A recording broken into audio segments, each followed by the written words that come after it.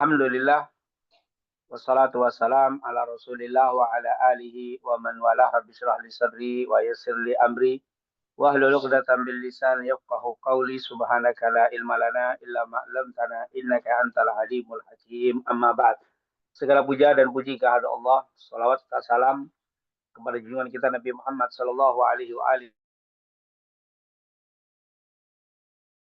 selalu beristiqamah mengikuti sunnah-sunnahnya hingga yaumul qiyamah.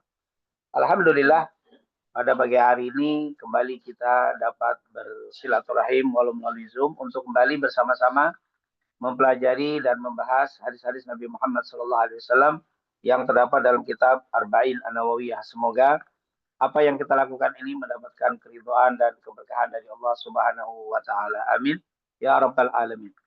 Di kesempatan pagi hari ini seperti yang kita ketahui bersama, insya Allah kita akan membahas hadis yang ke-32 dari kitab Arba'in Nawawiyah, hadis yang diriwayatkan oleh Al-Imam Ibnu Majah, Daruqutni, dan juga oleh Al-Imam Ahmad serta Imam Malik dalam kitabnya Al-Muwatta, yang kedudukan hadis ini terbanyak dari para ulama merupakan haditsun hasan.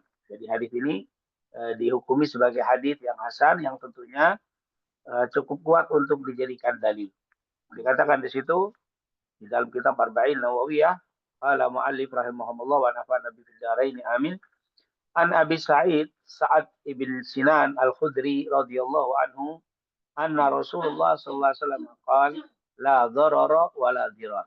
Haditsun hasan rawahu Ibnu Majah wa Daruqutni wal Imam Ahmad wal Imam Malik fi Muwatta'i wa ghairihim.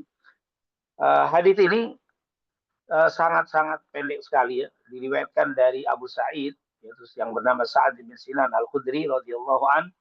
Beliau berkata, anna Rasulullah sallallahu alaihi wasallam qala, sesungguhnya Nabi Muhammad sallallahu alaihi wasallam bersabda, la dharara wa la dirar. Jadi hadis ini kalimatnya hanya terdiri dari mungkin 5 kata ya, la dharar wa la dirar. Jadi hadisnya la dharara wa la dirar. Hadis ini walaupun pendek, banyak dikeluarkan dari hadis ini kaedah di dalam kitab fikih terutama. Itu coba kita lihat makna dari kata la dharara wa la dirar. Dikatakan la dharara itu tidak menimbulkan bahaya atau tidak menimbulkan celaka. Jadi la dharara tidak boleh melakukan perbuatan yang menimbulkan celaka. La dharara wa la dirar. Jadi tidak boleh melakukan perbuatan yang menimbulkan bahaya, kecelakaan, kesulitan, termasuk darar atau dirar. Nah, mana kalimat la darar wa la dirar ada 2 yang banyak difahami oleh para ulama. Yang pertama, la darar, tidak boleh melakukan perbuatan yang membahayakan untuk diri sendiri, wala dirar, dan tidak boleh melakukan perbuatan yang menimbulkan bahaya untuk orang lain. Jadi la dharara wa la dirar, tidak boleh melakukan perbuatan yang menimbulkan keburukan untuk diri sendiri dan keburukan untuk orang lain. Ini makna yang pertama. Jadi apapun yang kita lakukan bila dapat membahayakan diri kita itu dilarang dalam Islam. Sama seperti ketika kita mengatakan dalam Al-Quran, wala tulku bi aidikum ila tahlukah. Jangan engkau lemparkan dirimu dalam kehancuran. Ini merupakan hadis Rasul, la dharar, tidak boleh melakukan sesuatu yang membahayakan diri kita. Oleh karena itu syariat melarang orang yang berpuasa sedang sakit. Ya, ketika dia sedang sakit tidak diperbolehkan puasa karena termasuk la dharar. Karena kalau dia puasa dia akan membahayakan diri, entah penyakit akan bertambah atau mungkin lama sembuh, bahkan bisa menimbulkan bahaya untuk orang yang berpuasa sementara dia sedang sakit. Maka orang yang sakit tidak boleh puasa. Selain dalil dari Al-Quran juga hadis yang mengatakan la dharar, tidak boleh melakukan perbuatan yang bisa membahayakan diri. Nah, ini menjadi kaidah umum. Jadi apapun perbuatan yang menimbulkan bahaya untuk diri termasuk dilarang dalam Islam. Maka termasuk misalkan ya maaf, orang yang misalkan merokok. ketika rokok itu dilakukan akan menimbulkan bahaya untuk kesehatan diri orang tersebut, maka termasuk dalam masuk larangan la darar. Nah, jangan melakukan perbuatan yang membahayakan diri, disebut la darar. Jadi apapun, ini menjadi kaidah yang umum, bahkan syariat bisa ditinggalkan apabila membahayakan dirinya. Ini dikatakan la darar. Syariat yang diperintahkan Allah untuk kita lakukan, tetapi ketika menimbulkan bahaya untuk diri termasuk darar. Contoh, sunat itu wajib bagi setiap laki-laki. Yang tidak sunat tentunya kalau sudah masuk balik itu akan menjadi haram. Kenapa? Karena akan membahayakan di kebersihan dirinya sehingga membahayakan sholatnya. Orang yang tidak khitan dikhawatirkan sholatnya tidak sempurna karena ada najis. Ini menjadi khitan itu menjadi wajib.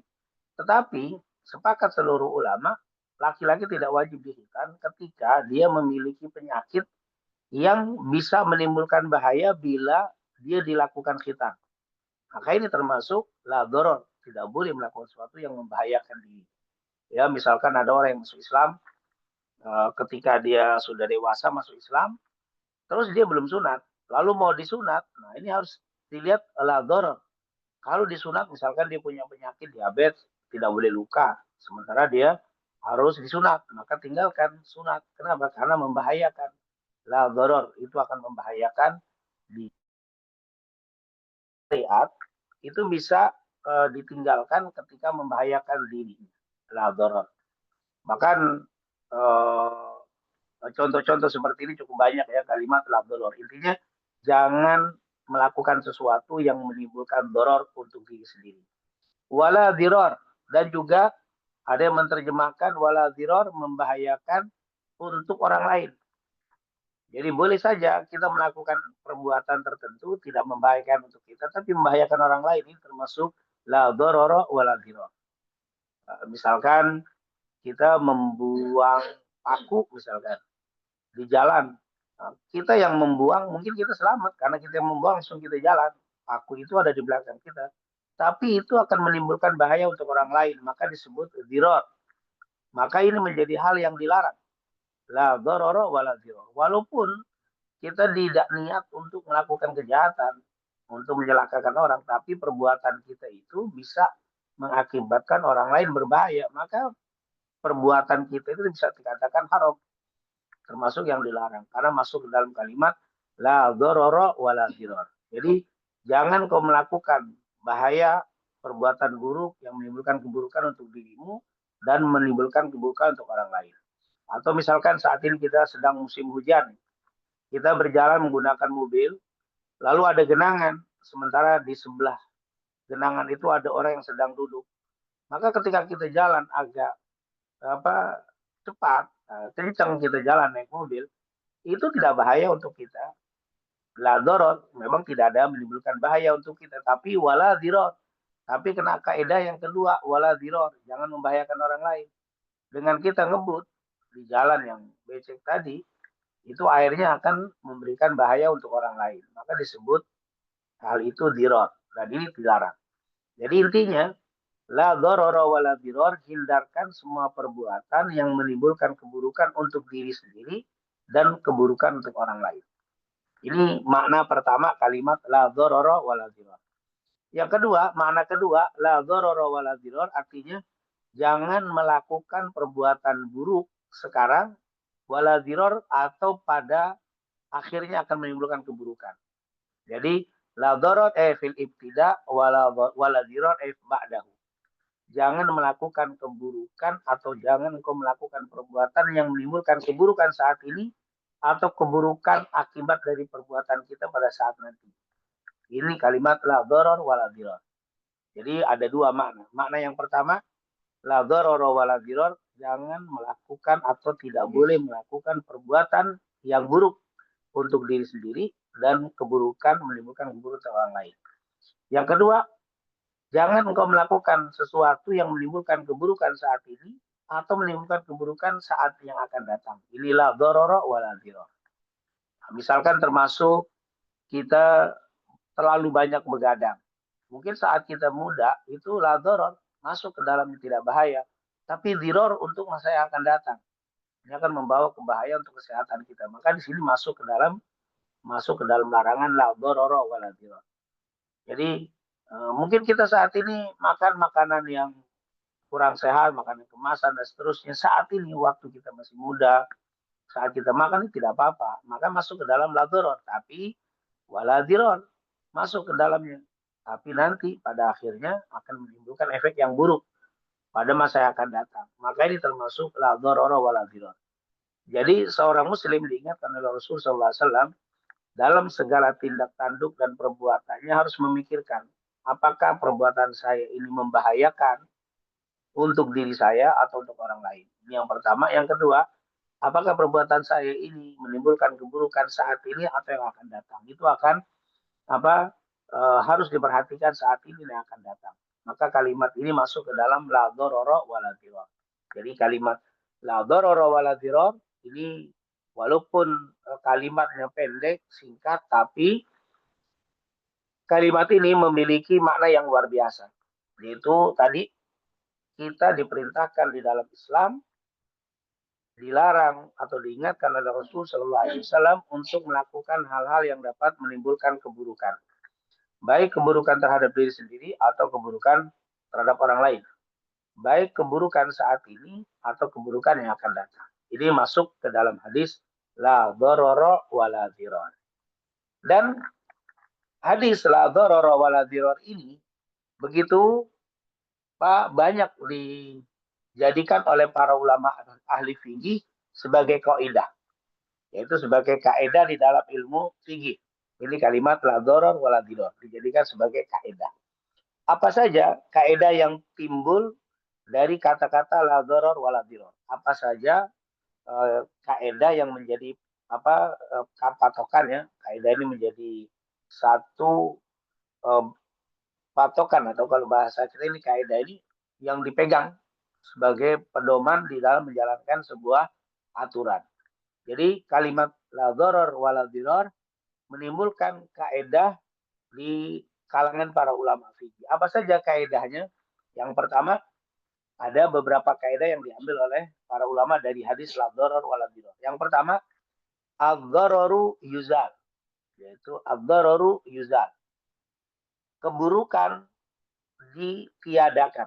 Artinya semua amalan kita harus meniadakan keburukan, harus meniadakan bahaya atau kecelakaan atau sesuatu yang menimbulkan keburukan untuk diri dan orang lain. Maka disebut ad-dhararu yuzalu. Keburukan itu harus dibuang.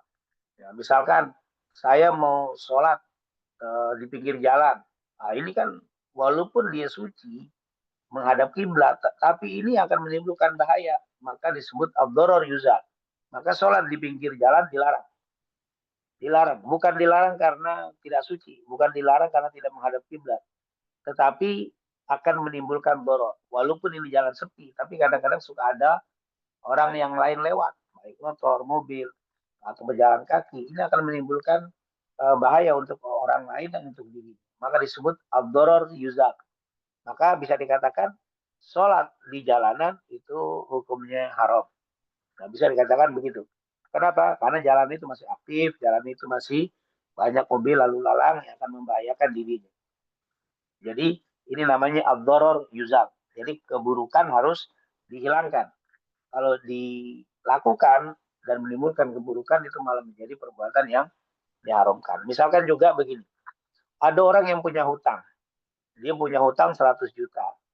Lalu dia berusaha untuk pergi haji. Padahal pergi haji itu misalkan ongkosnya 100 juta juga. Maka ini termasuk ad-dharar yuzal. Semestinya dia tidak boleh pergi haji. Kenapa? Karena kalau dia pergi haji akan menimbulkan keburukan untuk yang menghutanginya. Otomatis dia tidak terbayar. Maka ini akan membahayakan untuk yang menghutangi. Maka ad-dharar yuzal. Keburukan yang ditimbulkan dari perbuatannya tidak boleh dilakukan perbuatan itu. Baik keburukan terhadap diri sendiri atau keburukan terhadap orang lain. Ini adalah ad-dharar yuzal. Jadi dharar itu harus dibuang. Yang kedua, kaidah yang timbul, ad-dhararu yudfa'u bigadril imkan. Jadi ad-dararu yudfa'u biqadril imkan. Doror itu harus dihilangkan biqadril imkan, sesuai dengan kemungkinan, sesuai dengan kemampuan. Jadi walaupun di dalam satu pekerjaan misalkan yang harus kita kerjakan, di sini ada keburukan, maka diusahakan semaksimal mungkin bisa menghilangkan keburukan itu. Kalau memang tidak bisa secara keseluruhan, paling tidak semampu kita bisa kita hilangkan. Itu namanya al-dararu biqadril imkan. Yaitu doror itu, keburukan itu harus disingkirkan sesuai dengan kemampuan. Ini jadi walaupun tidak semua, tapi paling tidak bisa mengurangi bahaya. Contoh Ibnu Taimiyah misalkan. Ibnu Taimiyah itu yang hidup pada tahun 728 Hijriah pernah melewati sekelompok tentara Mongol, tentara musuh waktu itu yang sedang mabuk. Mereka sedang mabuk di pinggir jalan beramai-ramai. Saat itu sebagian murid Ibnu Taimiyah yang biasanya menegakkan amal ma'ruf nahi munkar tidak sabar. Mereka ingin menghancurkan botol-botol yang berisikan minuman keras yang diminum oleh pasukan Mongol itu. Tapi Ibnu Taimiyah bilang apa? Da'uhum, tinggalkan mereka, jangan engkau usik, biarkan mereka mabok. Akhirnya rombongan Ibnu Taimiyah lewat berlalu tanpa menegur, tanpa menghentikan maboknya pasukan itu. Waktu ditanya oleh murid-muridnya, kenapa wahai imam? Biasanya Anda paling keras terhadap kemungkaran ini adalah perbuatan mungkar. Tapi kenapa kita biarkan mereka melakukan kemungkaran itu? Apa jawab Ibnu Taimiyah? Sungguh ketika mereka mabuk, mengurangi kerusakan yang mereka timbulkan. Kalau mereka tidak mabuk, mereka mendolimi orang, mereka mencuri, mereka memukul pasukan kaum muslimin. Justru dengan mabuknya ini malah kemungkaran yang ditimbulkan lebih ringan. Nah, ini maka termasuk ad-darar biqadril imkan, yaitu ad-darar yudfa biqadril imkan. Bagaimana bahaya itu diusahakan untuk dikurangi semampunya. Kalau dia tegur, atau dihentikan mabuknya, itu akan menimbulkan kedoliman yang lebih besar. Maka kalau dia tidak bisa menghentikan kedoliman secara keseluruhan, paling tidak menghentikan sesuai dengan kemampuan. Paling tidak biarkan dia mabuk. Karena dengan mabuk, dorornya itu lebih sedikit, lebih kecil. Atau misalkan begini, ketika ada teman seseorang itu disuruh mabuk, disuruh minum khamar, narkoba. Atau kalau tidak mau, maka boleh dia nggak minum narkoba, tapi harus misalkan main bola, misalkan yang membuka aurat. Atau kan kalau laki-laki suka main bola itu dengan celana pendek, laki kan auratnya sampai lutut, maka termasuk buka aurat itu. Atau si perempuan ini dia pakai jilbab, maka ketika tidak membuka jilbabnya di saat kumpul sama mereka, saat ada di lingkungan mereka, mereka akan perintahkan untuk minum minuman keras. Nah, di sini ada dua dorong, ada dua bahaya. Dosa yang pertama mabok, konsumsi narkoba. Yang kedua buka jilbab. Karena saat itu pilihannya dua-duanya buruk. Ambil yang paling kecil. Disebut ad-darar yudfa biqadril imkan. Yang paling memungkinkan untuk lebih ringan dosanya itu adalah dengan buka jilbab, nggak apa-apa. Setelah itu dia pakai dan dia tidak mau bergaul lagi. Dibanding dia harus minum khamar. Nah, ini jadi bisa menghilangkan semampunya keburukan sesuai dengan walaupun tidak bisa ditolak 100%, saya nggak mau mabuk, saya nggak mau buka jilbab, itu nggak bisa karena ini dipaksa. Maka ambillah yang paling kecil biqadril imkan. Ini ad-darar. Jadi keburukan itu harus dibuang sesuai dengan kemampuan. Yang ketiga, kaidah yang timbul, ad-dararu la yuzalu bimithlihi. Ad-darar la yuzalu bimithlihi. Keburukan tidak bisa hilang dengan melakukan keburukan yang serupa. Itu ad-dararu bimithlihi. Contoh kalau ulama fikih begini. Ada orang yang dipaksa misalkan, kamu harus membunuh misalkan istrimu. Kalau istrimu enggak kamu bunuh, kamu yang saya bunuh. Ini namanya ad-darar la yuzalu bimithlihi. Maksudnya apa? tidak boleh seorang suami itu membunuh istri dengan alasan kalau saya nggak bunuh istri saya harus dibunuh nanti. Daripada saya dibunuh, saya bunuh istri saya. Itu termasuk ad-doror la yuzalu bimithli. Itu doror tidak bisa hilang karena melakukan yang serupa. Karena apa? Karena Anda kalau nggak membunuh istri Anda, nggak boleh seorang suami membunuh istrinya. Karena dia tidak tahu. Karena apa? Karena kalau dia membunuh istrinya, ya sama aja. Lebih baik dia mempertahankan istrinya sampai dia terbunuh daripada dia harus membunuh istrinya. Itu namanya ad-doror la yuzalu bimithli. Kemudorotan itu tidak bisa hilang dengan melakukan kemudorotan yang sama. Kecuali orang yang melakukan kalau engkau tidak bunuh kalau kalau kamu tidak membakar mobilmu, saya bunuh kamu. Nah, kalimat ini boleh, dibakarlah mobilnya demi menyelamatkan jiwanya, itu boleh. Tapi kalau kalau diberikan tawaran dibunuh atau membunuh, maka itu disebut la dororo, itu kan ad-doror la yuzalu bimithli. Tidak boleh seseorang membunuh orang lain untuk menyelamatkan dirinya. Tetapi boleh untuk menyelamatkan dirinya untuk melakukan yang lebih kecil. Misalkan bakar mobilnya, motornya diambil. Kamu kalau nggak menyerahkan motormu, saya akan bunuh. Serahkan motornya. Itu kenapa? Itu lebih disebut ad-doror la yuzalu bimithli. Tidak boleh kita mempertahankan motor sementara dia harus dibunuh. Walaupun di dalam syahid, tapi dalam ilmu fikih seharusnya dia menyerahkan motornya demi menyelamatkan jiwanya. Tapi kalau suruh pilih, kamu yang saya bunuh atau anak, lalu kita bunuh anak kita untuk menyelamatkan jiwa, itu tidak diperkenankan. Karena doror itu tidak bisa hilang dengan melakukan yang sejenis, yang serupa. Ini kalimat la doror wala diror. Kemudian ad-dororul asyad yuzalu bid-dororil akhaf. Ini hampir sama, yaitu keburukan yang ringan hendaknya dipilih demi meninggalkan keburukan yang besar. Jadi kalau kita diberikan pilihan dua perkara yang dua-duanya buruk, ambillah yang mudaratnya lebih kecil. Ad-dararu al-asyaddu yuzalu bid-dararil akhaf. Ini adalah kalau kita disuruh dua pilihan, kamu buka jilbab atau harus narkoba. Maka di saat itu kita pilihannya dua-duanya buruk, ambil yang lebih ringan. Ini sama seperti yang tadi. Kemudian kaidah yang selanjutnya, idza ta'aradat mafsadatani ru'iya a'dhamuhuma birtikabi akhafihima. Yaitu kalau terjadi dua keburukan yang harus kita pilih salah satunya, maka ambil yang paling ringan.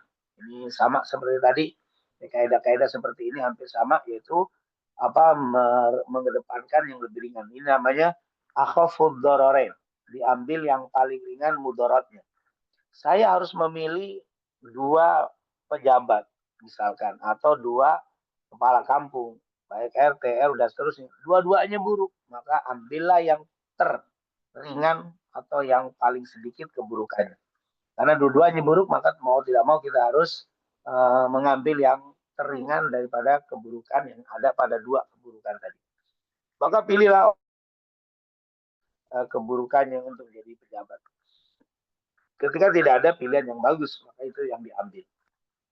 Kemudian kaidah selanjutnya dari kalimat la dharar wala dirar, ini maaf. Nah, memang ini agak menjelimet dalam bab ini karena memang kalimat la dharar wala dirar di hadis 32 merupakan hadis yang banyak berbicara tentang kaidah fikih. Nah, yang terakhir, darul mafasid aula min jalbil masalih. Ini dari kalimat la dharar wala dirar dikeluarkan kaidah fikih yang berjudul atau yang memberikan kaidah dengan mengatakan darul mafasid, meninggalkan keburukan, kerusakan aula, lebih utama min jalbil masalih, daripada mendatangkan kebaikan. Jadi meninggalkan keburukan, menghindarkan keburukan lebih utama daripada mendatangkan kebaikan. Darul mafasid aula min jalbil masalih. Contohnya mungkin contoh yang sederhana, misalkan saya punya teman, punya grup, punya geng yang tidak baik. Geng itu tidak bagus. Grup saya tidak bagus. Tapi saya ingin masuk ke geng itu, ke grup itu dengan tujuan pertama untuk merubah agar geng itu semuanya bertobat atau agar grup itu menjadi baik. Tapi ada dua kemungkinan.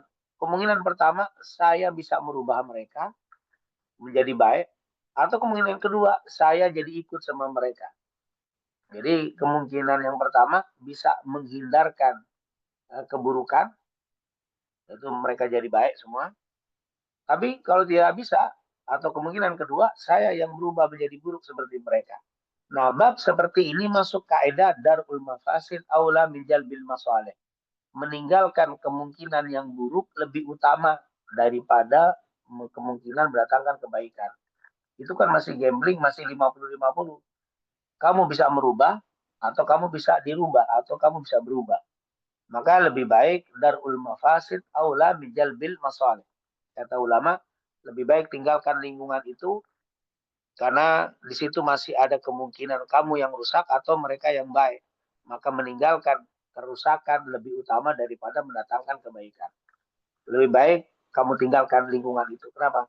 Karena ada kemungkinan kamu rusak dan ada kemungkinan kamu baik atau berubah menjadi kebaikan untuk mereka. Tapi menghindarkan keburukan lebih utama daripada mendatangkan kebaikan. Itu namanya darul mafasid aul.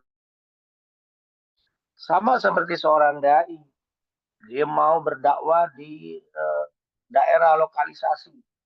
Di situ ada dua kemungkinan. Pemain atau orang yang menjual diri itu bisa bertobat atau malah dia yang terjebur menjadi bermain dengan mereka. Maka darul mafasid aula min jalbil masalih. Meninggalkan keburukan lebih utama daripada mengharapkan kebaikan yang juga masih belum pasti. Nah, ini tentunya kaidah-kaidah fikih yang sebenarnya kalau kita pegang ini menjadi pedoman kita di dalam menjalankan syariat. Ya, saya ingin mengenalkan Al-Quran misalkan di wilayah tertentu yang belum pernah kenal Al-Quran. Tapi saya dengar di sana itu orang tidak suka sekali dengan Islam, tidak suka dengan Quran. Boleh jadi mereka menghormati dan mencintai Quran, itu kemungkinan pertama. Tapi kemungkinan yang kedua, boleh jadi Quran saya diinjak-injak, mereka usir, sangat membahayakan.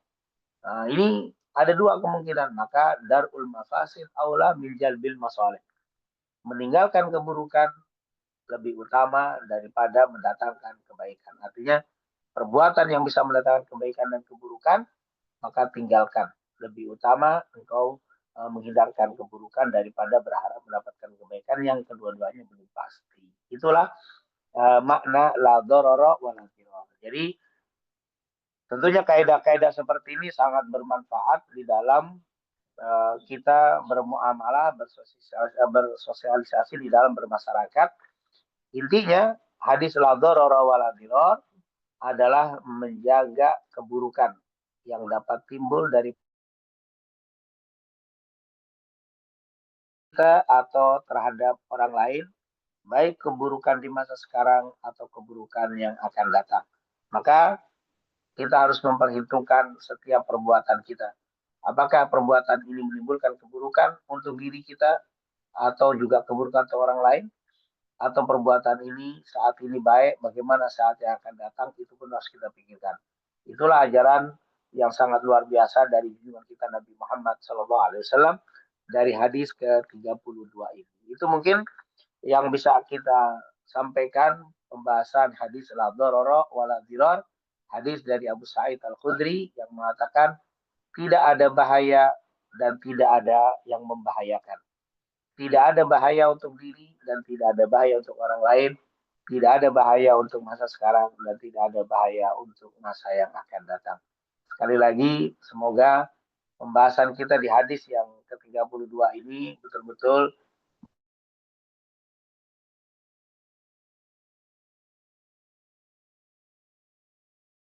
kita sendiri dan juga untuk orang lain, baik kebaikan di masa sekarang dan juga untuk kebaikan di masa yang akan datang. Dan itu yang bisa saya jelaskan atau kita bahas bersama di kesempatan pagi hari ini. Dan sekali lagi memang karena memang hadisnya pendek, maka masih cukup banyak waktu mungkin kepada jamaah kalau ada yang ingin bertanya di dalam bab la dharara wa la dirar di hadis ke-32 dalam kitab Arba'in atau di permasalahan lainnya. Eh, Baik Ustadz, jazakallahu atas materi yang disampaikan. Mohon izin Ustadz, ini ada pertanyaan dari rekan jamaah Ustadz yang menanyakan kepada saya. Izin saya bacakan Ustadz pertanyaan dari Mbak Milci. Afwan Ustadz, izin bertanya, eh, bagaimana hukumnya bayar haji pakai pembiayaan syariah? Yang kemarin oleh Plus itu kan pakai pembiayaan dari KSA Ustadz. Tafadhol Ustadz. Ya, pembayaran haji lewat apa? Bank syariah. Pembiayaan, ya pembiayaan syariah Ustadz. Lewat koperasi sejahtera anggaran sih kan di sini Ustadz. Oh, jadi dipinjam gitu ya, belum nanti dicicil gitu ya. Ya betul Ustadz. Dananya dipinjam dulu dari KSA Ustadz. Ya. Jadi kata para ulama, ketika kita melakukan ibadah haji atau umroh, boleh apa tidak dengan bahasa kita menghutang. Nah, karena kita kan dengan cara seperti ini kan seperti menghutang. Kita berangkat haji untuk hutang dengan cara berhutang. Kata para ulama ada dua orang yang berhutang untuk melaksanakan sebuah ibadah. Yang pertama hutang yang dia sendiri belum tahu, belum ada sumber untuk membayarnya. Maka orang seperti ini tidak diperbolehkan untuk atau belum masuk ke dalam istitoah. Kenapa? Karena dia berangkat haji dengan berhutang. Misalkan dia berangkat modalnya sekarang misalkan 60 juta atau 100 juta, 50 juta dia hutang untuk berangkat haji menyempurnakan ibadahnya. Sementara dia tidak punya sumber. Yang pertama dia tidak bekerja atau tidak ada pekerjaan yang tetap. Dia bekerja tapi misalkan dia menjual barang, kalau laku kadang ada, kadang enggak, ini tidak jelas. Artinya itu namanya pekerjaan tidak tetap dalam arti penghasilannya. Yang kedua, dia juga tidak memiliki sumber benda, baik tanah, mobil, atau apa yang dia jual. Sehingga dia tidak punya sumber dana yang pasti untuk membayar hutangnya. Kata para ulama, orang yang seperti ini selayaknya tidak perlu memaksakan diri untuk berangkat haji. Karena belum termasuk istitoah. Tapi kasus yang kedua, orang ini punya kerjaan.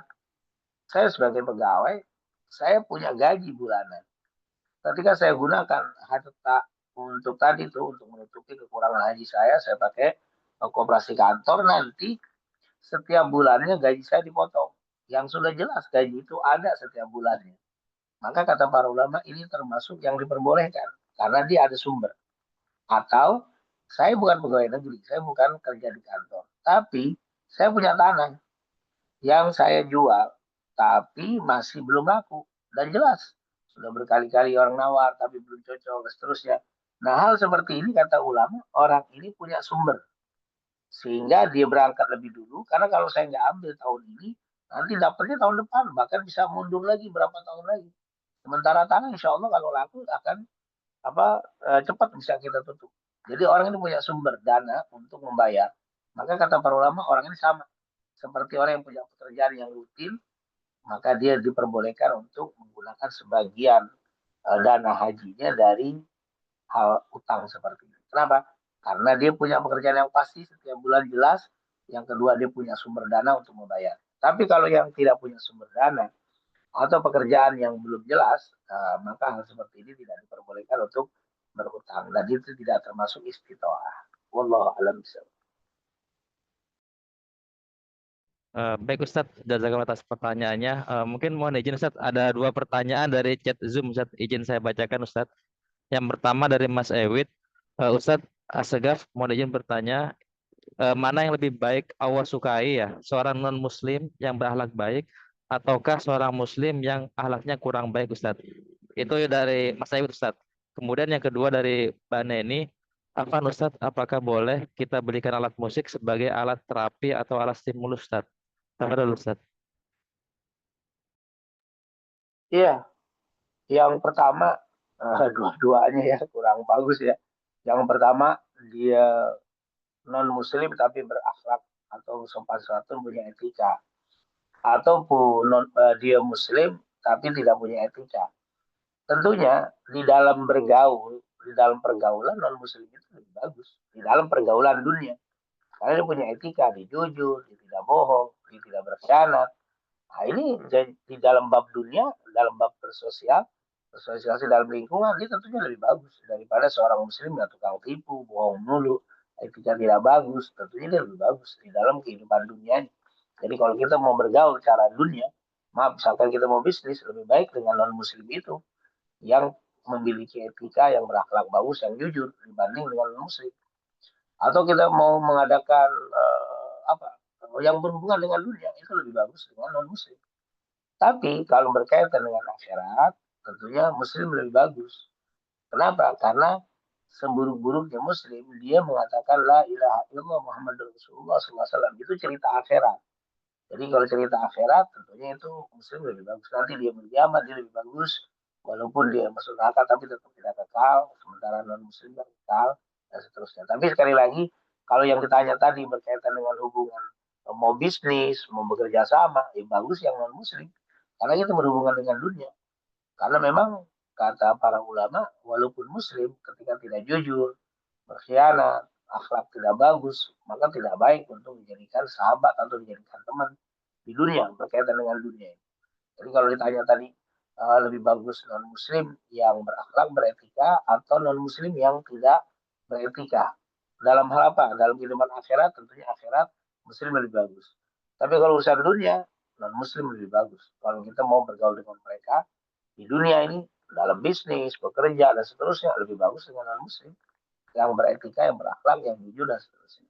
Dibanding muslim tapi tidak jujur, tidak berakhlak. Nah ini tentunya apa yang bisa kita jelaskan dari penjelasan para ulama. Karena memang kata Rasulullah SAW, majalas janas. Nah, katanya siapa yang duduk-duduk dengan seseorang, dia akan menularkan sifatnya. Walaupun dia muslim, tapi tidak baik, tidak jujur, asal tidak bagus, maka ketika bergaul dengan mereka, itu dikhawatirkan kita akan diwarnai oleh sahabat kita yang tidak baik itu. Nah, ini merupakan apa dalam bab dunia, tentunya sahabat yang non muslim itu lebih bagus daripada yang muslim.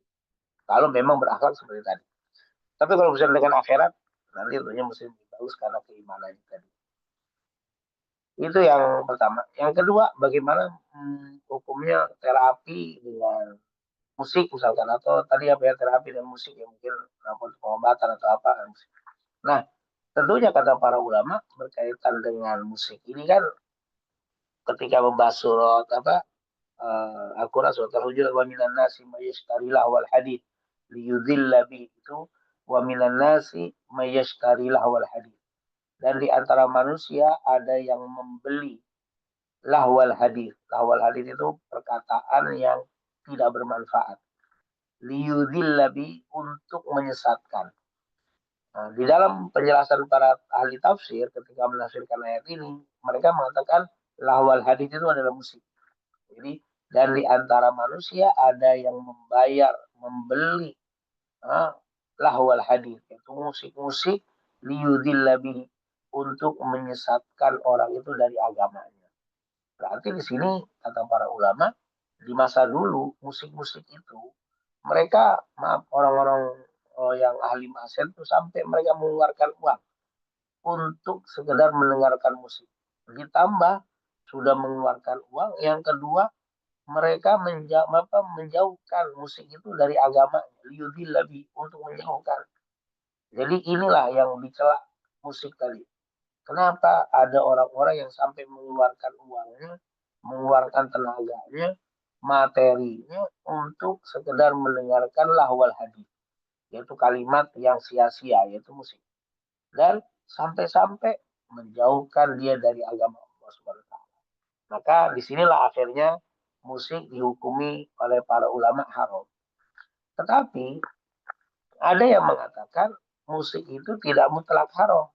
Musik itu dikatakan haram apabila sesuai atau sesuai dengan ayat tadi. Maka ada ulama yang mengatakan musik itu tidak haram dengan syarat. Yang pertama, dia tidak sampai mengeluarkan hartanya, waktunya, dan tenaganya untuk mengeluarkan Apalagi ketika dia berbicara tentang agama, tidak mau mengeluarkan sebagian hartanya. Tapi kalau untuk musik, mengeluarkan sebagian hartanya. Ini termasuk yang kena hukuman haram.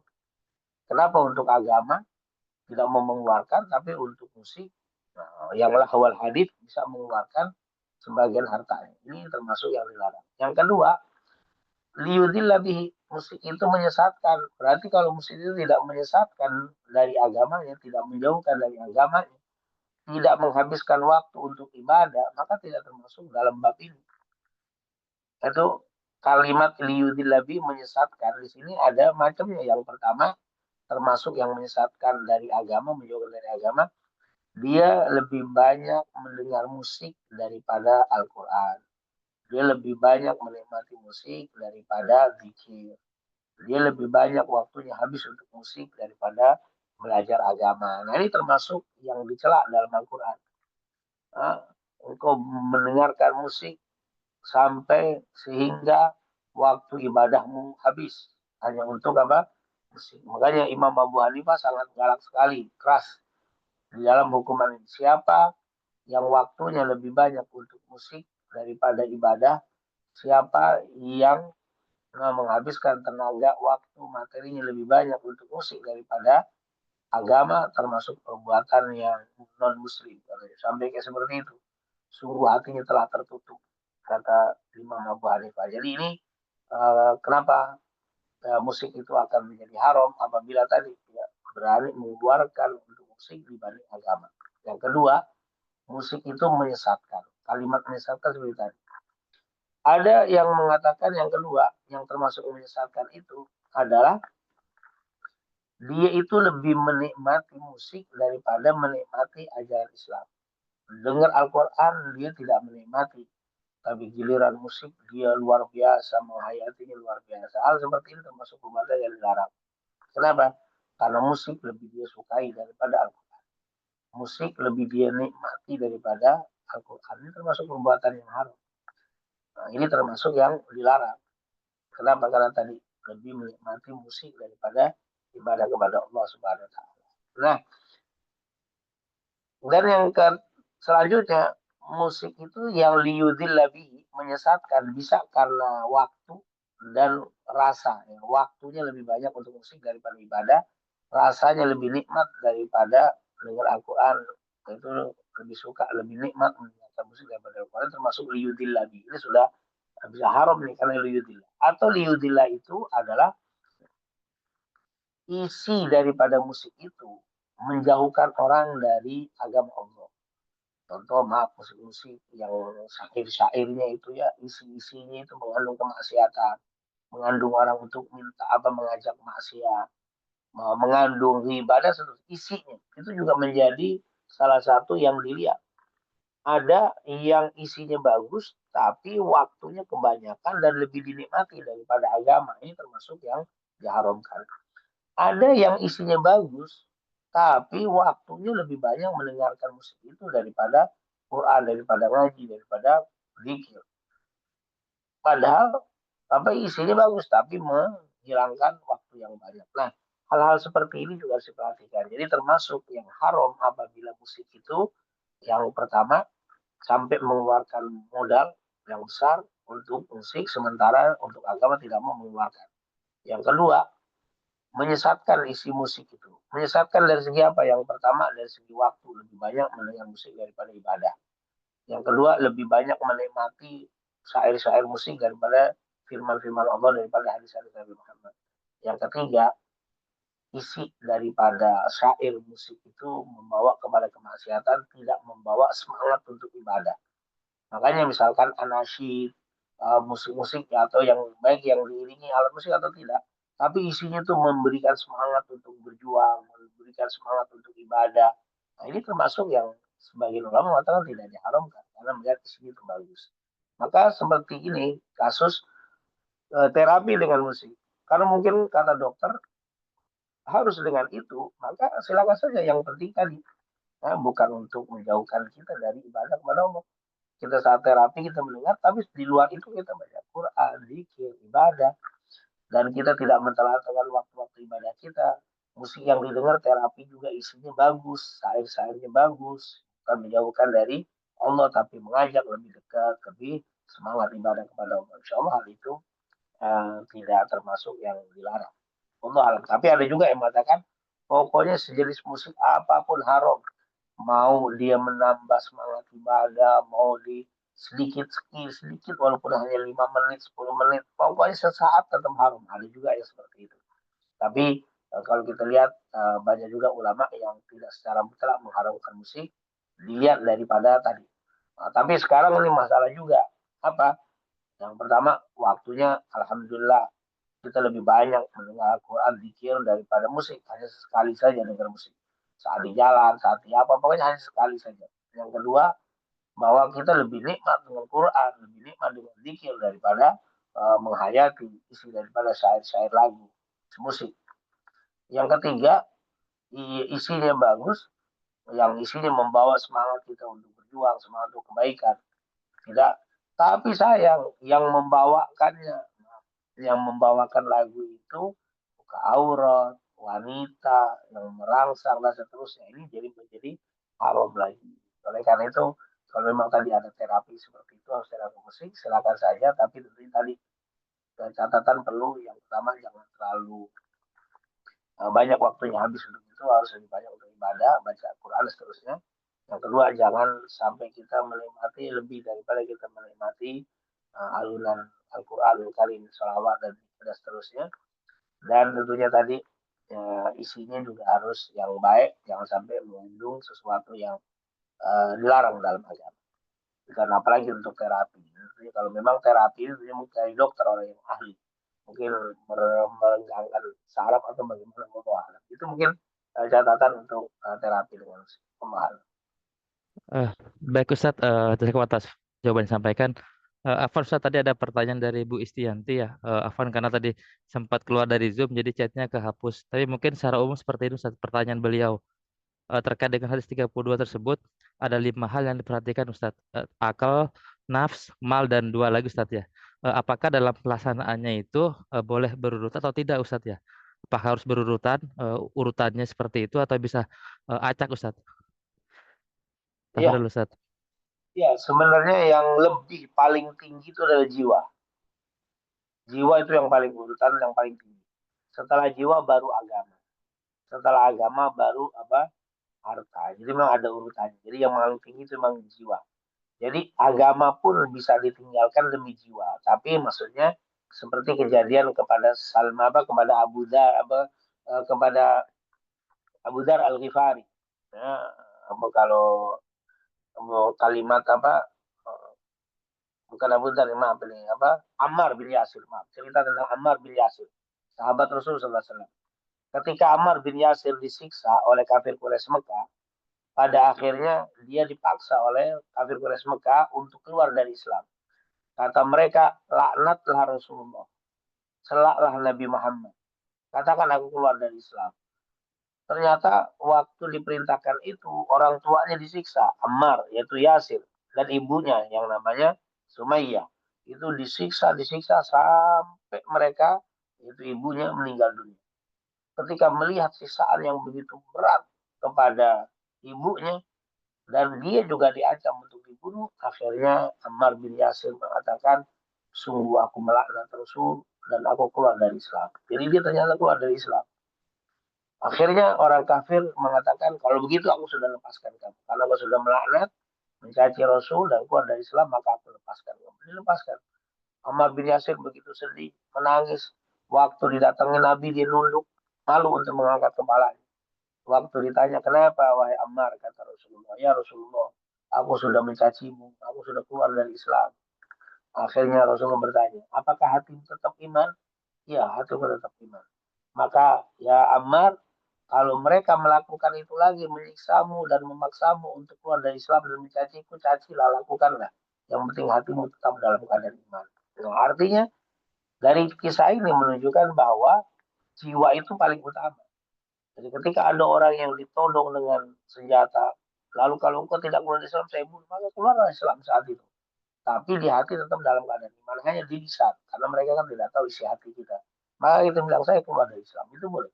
Artinya apa? Jiwa itu paling atas untuk kita jaga. Nah, kedua baru agama, baru harta. Ketika ada orang yang kalau engkau apa eh, pilihan, aku ambil mobilmu atau tidak, tapi engkau keluar dari Islam. Nah, di sini kan Islam agama dengan harta, maka kedepankan harta. Maaf, kedepankan Islam, kedepankan agama, karena jiwa, agama, dan harta. Contoh, ketika Rasulullah SAW mendaki hijrah ke kota Mekah, itu beliau mengajak kaum muslimin untuk hijrah demi menyelamatkan akidah mereka.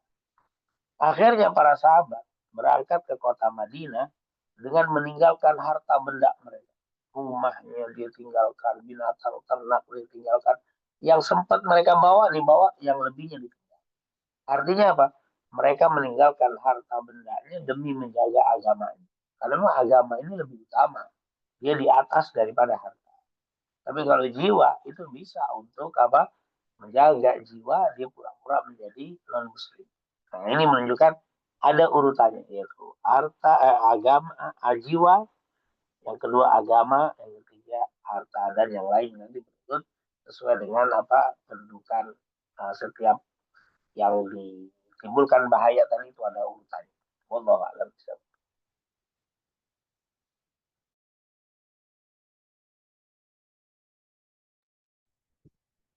Baik Ustadz, jazakallahu atas jawaban yang disampaikan. Alhamdulillah semua pertanyaan sudah dijawab Ustadz. Mungkin izin terlambat sedikit Ustadz dari jam 8. Mungkin sebelum ditutup, mohon berkenan Ustadz untuk memimpin doa terlebih dahulu. Tafadhol Ustadz. Mungkin itu saja yang bisa kita sampaikan. Sekali lagi, semoga apa yang kita pelajari ini mendapatkan keridhaan dan keberkahan dari Allah Subhanahu wa taala. Amin. Ya rabbal alamin. Rabbana taqabbal minna innaka antas samiul alim wa tub alaina innaka antat tawwabur rahim. Allahumma inna nas'aluka ilman nafi'an wa rizqan thayyiban wa amalan salihan maghbula. Allahumma inna na'udzubika min ilmin la yanfa'u min qalbin la yakhsha wa min nafsin la tashba wa min du'ain la yusma' bi rahmatika ya arhamar rahimin. ربنا آتنا في الدنيا حسنة وفي الآخرة حسنة وقنا عذاب النار وصلى الله على سيدنا محمد وعلى آله وصحبه وسلم والحمد لله رب العالمين. Jadi itu yang bisa saya sampaikan. Kami silakan lagi kepada Ustaz Sidik Tafadhol. Alhamdulillah, Alhamdulillah semua rangkaian acara sudah selesai kita lakukan dari pagi sampai jam 8 ini. Kami ucapkan terima kasih kepada Ustadz Abdurrahman Segaf LC yang telah berkenan untuk mengisi kajian kita pada pagi hari ini. Dan kami ucapkan terima kasih juga kepada para jamaah yang telah meluangkan waktunya untuk mengikuti acara kita pada pagi hari ini. Kita tutup dengan bacaan Alhamdulillah. Alhamdulillah dan doa kufar majelis subhanaka wa humma bihamdika astaghfiruka wa atubu ilaik. Kurang lebihnya kami mohon maaf. Wassalamualaikum warahmatullahi wabarakatuh. Waalaikumsalam warahmatullahi wabarakatuh. Terima kasih Ustaz. Waalaikumsalam warahmatullahi wabarakatuh.